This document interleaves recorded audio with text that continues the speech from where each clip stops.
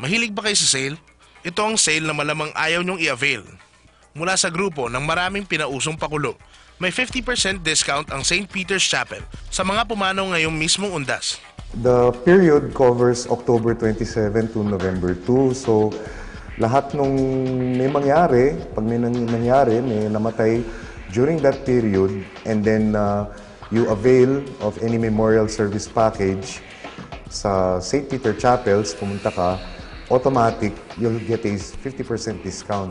Some were very much amused and some, joked about it na mabuti pang mamatay now para maka 50% off.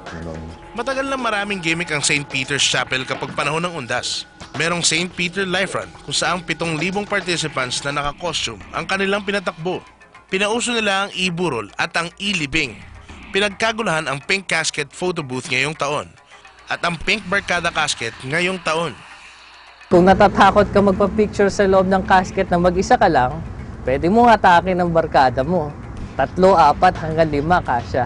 Sa mga pagtataka, kung totoo bang may pink casket, ito ang isang ataol na baby pink ang kulay.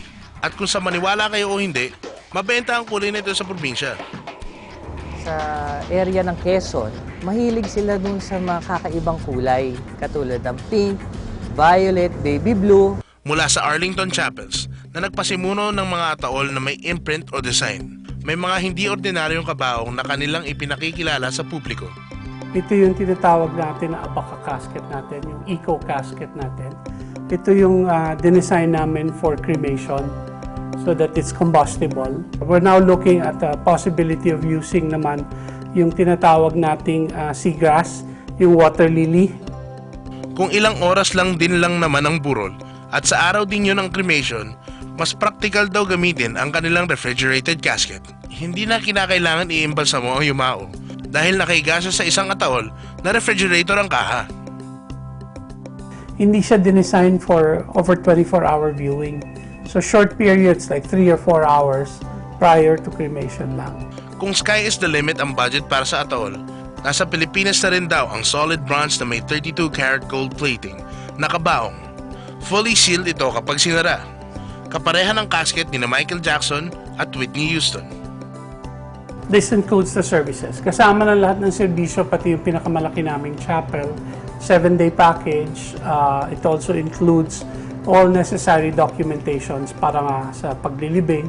At kung gusto nyo maging forever ang alaala ng minamahal nyo sa buhay, magpagawa ng memory links na may QR code. Isang computer chip na maaaring ilagay ang kompletong detalye at mga litrato ng pumanaw.